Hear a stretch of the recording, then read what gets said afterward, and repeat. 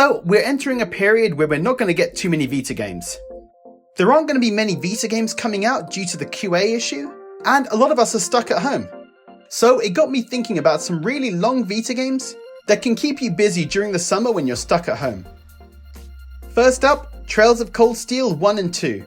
With Trails of Cold Steel 3 coming to Switch soon, and number 4 coming out for both PS4 and Switch at the end of the year, this seems like a great time to jump into this series. They would be a great pick for keeping you busy for hours and hours and hours.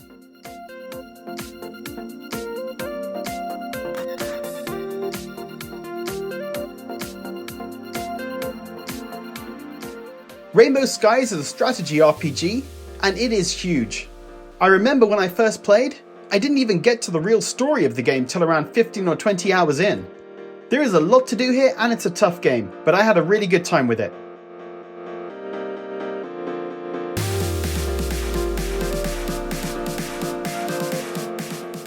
Binding of Isaac can be beaten in around 8 hours, but there's so much more to do here to unlock all the characters and really get into the content.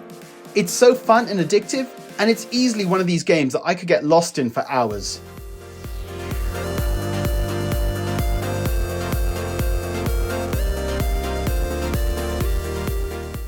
Another RPG on the list, World of Final Fantasy. This is a great game, especially if you're a fan of the previous Final Fantasy games. It's got a really great story and solid battle system. Just finishing the main game took me around 45 hours, and even then there's still so much to do.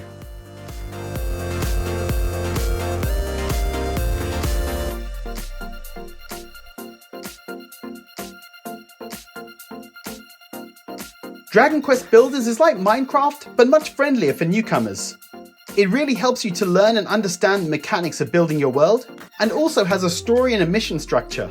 The single player campaign has 4 levels to complete, and I remember the first level alone took me hours and hours to finish.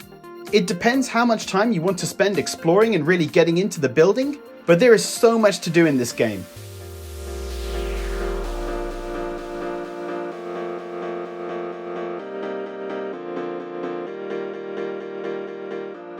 Borderlands 2 does have performance issues on the Vita, but it's still playable. It's been patched so many times that it's running much better now than it was when it first released. Even when you finish the story, which takes a few dozen hours, there's still the extra DLC content to play through. And if you're really brave, you can take on some of the optional bosses that are truly tough. I still get impressed that this game is even playable on the Vita, and it's just a great game if you haven't tried it yet. VIII is one of my favourite games on the Vita.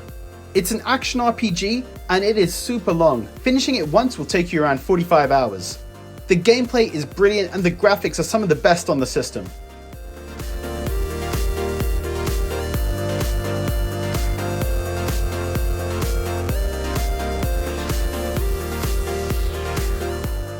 Freedom Wars is another action game which has you taking on huge mechanical monsters. The gameplay is solid and the story and world are really interesting. There is a ton to do in this game. Even when you finish the main story, trying to finish more missions and reduce your sentence to 0 will have you playing for so long.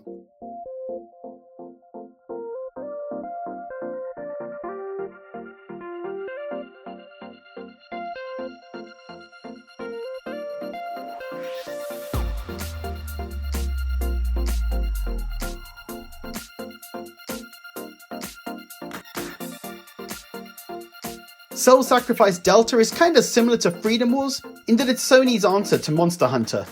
It's another action RPG, but with a dark fantasy setting. Personally, I think the gameplay is better than Freedom Wars. It is super tough though, so if you can find some people to go online with to fight those endgame bosses, that would be advised.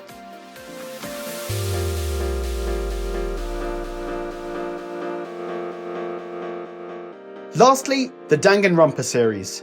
Danganronpa 1 and 2 in particular are just superb visual novels. They'll keep you guessing constantly through the twists and turns in the story, and some of those twists and turns are truly shocking. If you're not familiar with the story, it involves a group of high school students being trapped and forced to murder each other in order to be set free. It's a dark story, made more so by the evil teddy bear Monokuma, who's constantly popping up and causing trouble for the students. Danganronpa 1 and 2 each take around 25 hours to complete. The story is so good and it's definitely worth the time.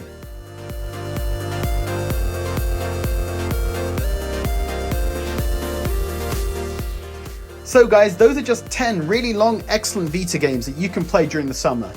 What games would you recommend to others to play? Leave a comment below, and as always, thanks for watching.